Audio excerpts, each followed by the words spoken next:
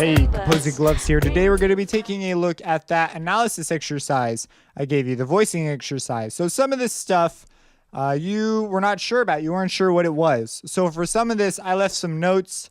And so I just really quick want to recap some of these notes. I also want to cover an example that will take us actually into a Harmony 3 territory.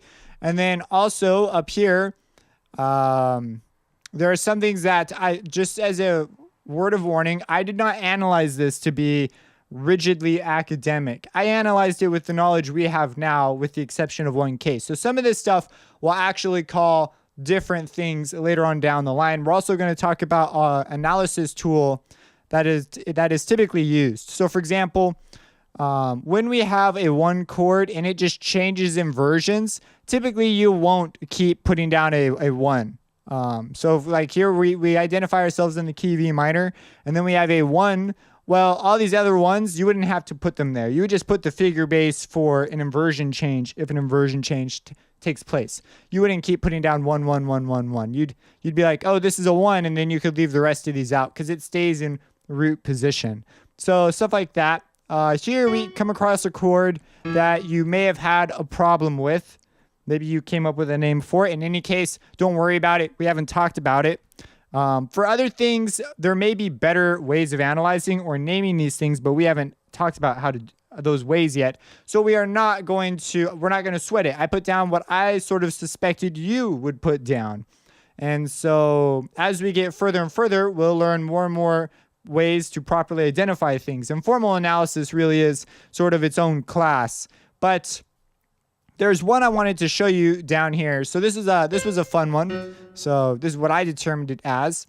But if we come down here, I want to point out, before we get to the really interesting one, which is this guy or girl, we start here with this E minor, and it's a 6/4 sound. It's a second inversion.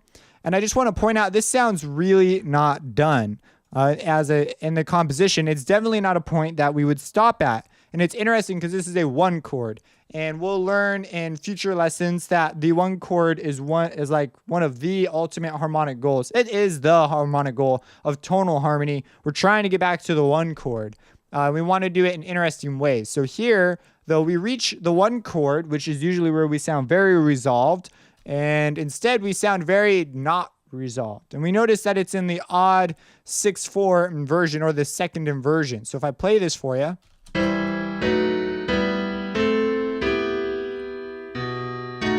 that just right here just sounds so not done.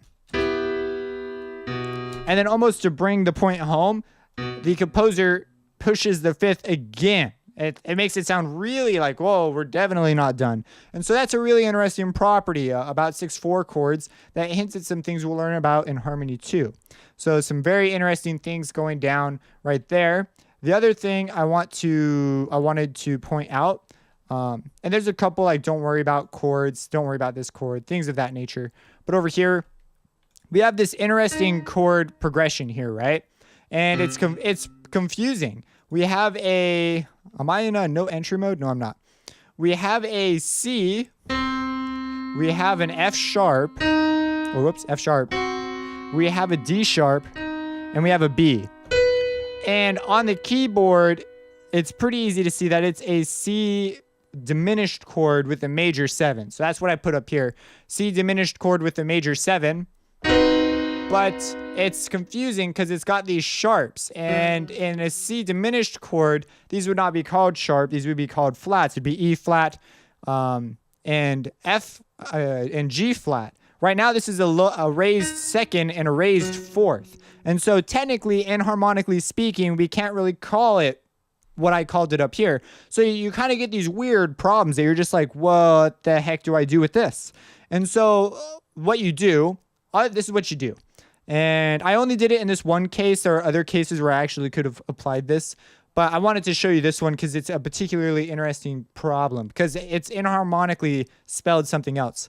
So part of it is you're going to come across these puzzles, and what you do is you just it's just a puzzle. And so you're just going to take what information you have and sort of give it the best way, the best thing you can call it. because you might not have a perfect name for it. So you're going to say, well, under these conditions, we think it's this. So we look at this, we have a C diminished major 7 chord, right? That's pretty much what we think it is if we were to just ignore inharmonic spelling. So we're going to call it that.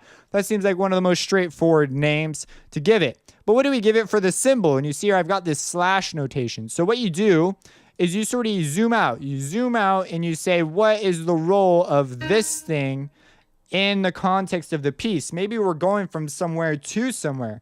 So maybe things are part of a phrase. Maybe your bass is going down, and in order to maintain that downward motion, you put some weird stuff sort of happens in the middle, but it's okay because the overall structure enforces the idea. You know, there's all these things that can happen. So the one I want to show you is one of the easier ways to deal with it is you just look to where it resolves. So we know we've got this chord here, and we're going to this chord here. And so we say, well, geez, this is a G major chord, and that is the relative major 3, right? And so we say, well, this is some sort of, we've determined that this seems to be some sort of C chord. And so we say, this is quite interesting.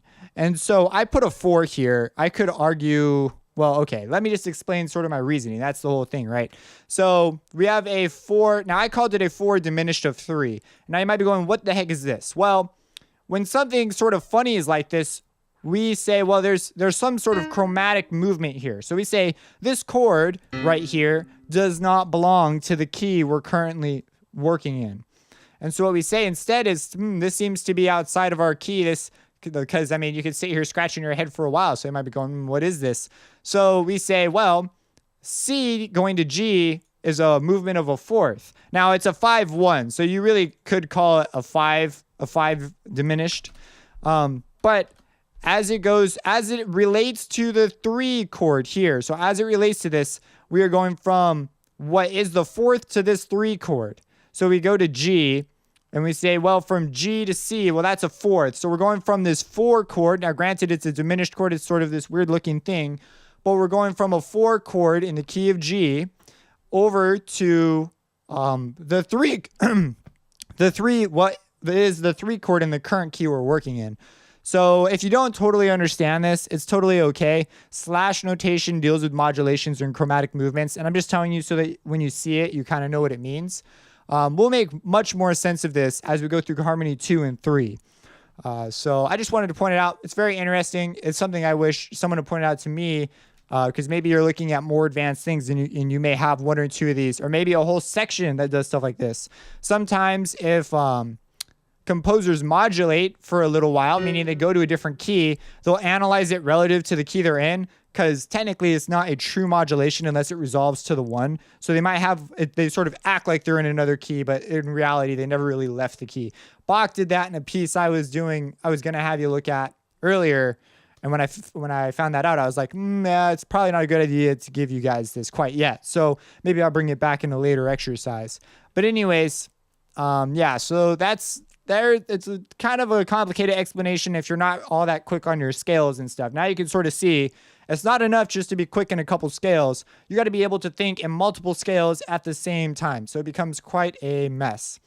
Down here, okay, so anyways, that's the end of the harmonic analysis. Hopefully you came up with some stuff pretty close to this. This is something that is definitely a heftier assignment. We've not been given something this thorough and in depth. So now you have some tips on how you might be able to simplify your Roman numeral analysis. I left all of it there just to produce what you probably would have produced.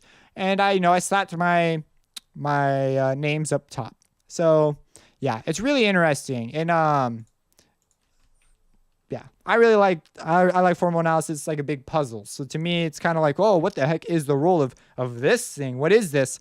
And sometimes people like to dress it up with some like crazy name. If there were like more notes here, people will get really crazy and add in all these extra components to the name. When in reality, it might just be playing a simpler role when the composer was thinking of using it. Ideally, we want to know what the composer was doing. What's the point of the chord here? That's sort of the purpose of analysis. It's not to give everything a really technical, crazy name. And so here we say, well, the composer is probably thinking, oh, what would be an easy way to get to this G, but be very interesting? Oh, I know, I'll go over here. And one other thing about this chord is this chord has what's called a function. And so the function from here to here is why the composer grabbed this chord. And we'll learn more about these later on down the line. Okay, so let's go down here real quick. So I gave you this sort of crazy mess, and you'll notice mine does not have anything corrected. That's because later on, we're going to fix this thing up real sharp. But my general consensus here is there are problems all over this thing. There are stem issues, spacing issues. I mean, they're just everywhere. So hopefully you caught a number of them. We are going to look at this even more intensely later on. There are notes that are wrong. I mean, there's just things that are wrong. So you want to hopefully have spotted those. Now, I don't list them all out here because we're going to give it a more in-depth look later on, but it's just good practice for just finding and fixing problems in general. Like, for example, all this, obviously, we have our bass part and our tenor part are like all screwed up. The stem should just be going the other way. And so if you're not aware, I can't remember if I showed you this, but you could just select everything, go to View or Edit Tools, and then go to Voices. Edit Voices. Don't go to Edit Tools. And exchange Voice 1 and 2. Bam. Look at that. Fixed it up. We'll also learn why this sort of a thing is a no-no later on down the line. So, yeah, there's a couple of issues.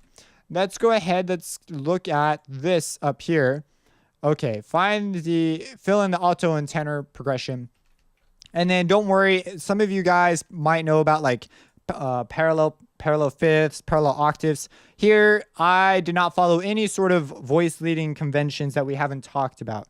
So like there is a really clear example in here. So I'm going to play this for you. And this is what I came up with.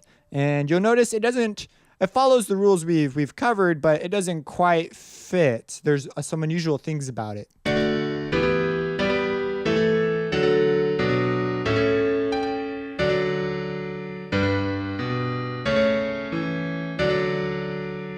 There's some tools I'm using that we'll also shortly come to know.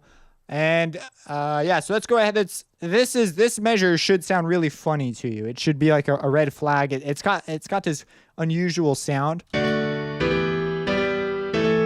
That right there, these two chords. That has the sound. It sounds, that's what we call parallel. And so these ones, so we don't care about this quite yet, but we're going to start caring very, very shortly. So what happens is we have the sound of parallelism, and that's what it sounds like. Some people call it sort of primal. They call it a primal sound. The big problem for us is it unifies parts, and one of our goals is to keep parts independent. But if we do something like this, that's not okay. It would make more sense to go. So if I'm going from like C major to D major for some reason, because that's a chromatic movement. But if I were doing that, maybe I'm going to D minor.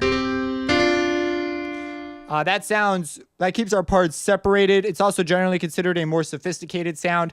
And we're writing tonal harmonies. So part of the rules of tonal harmonies, we want to avoid these sorts of sounds. So all I wanted to do here was introduce you to the sound of a parallel. So let's see right here, we have a G to a D, right? And G to D is a fifth. And then we're going from A to E. And the same voices go up and they maintain that interval. So we call this movement parallel. And as a result, we get this sound, and it unifies our parts in a way that's considered displeasing. So yeah, you just want to get used to being able to hear stuff like that. Parts where people really screw up parallel, they accidentally write in parallels and don't realize it, usually are students who are a little bit weaker reading across the staves, reading two staves at the same time and two different clefs, right? That's confusing. So they'll miss things like here. Like if these voices did the same thing that these two are doing, then we'll have it's the same problem, except for now students will have a harder time because now you got to think in bass clef and treble clef at the same time. If you're a piano player, it's like no big deal. But if you're not, this can be quite the stumbling block. So again, just a little heads up, get a little better at reading on the grand staff. You will be blessed for it. And yeah, that's that. If you have any questions about this assignment, let me know. Maybe you have a better way you think more people would understand. Maybe you notice a mistake somewhere.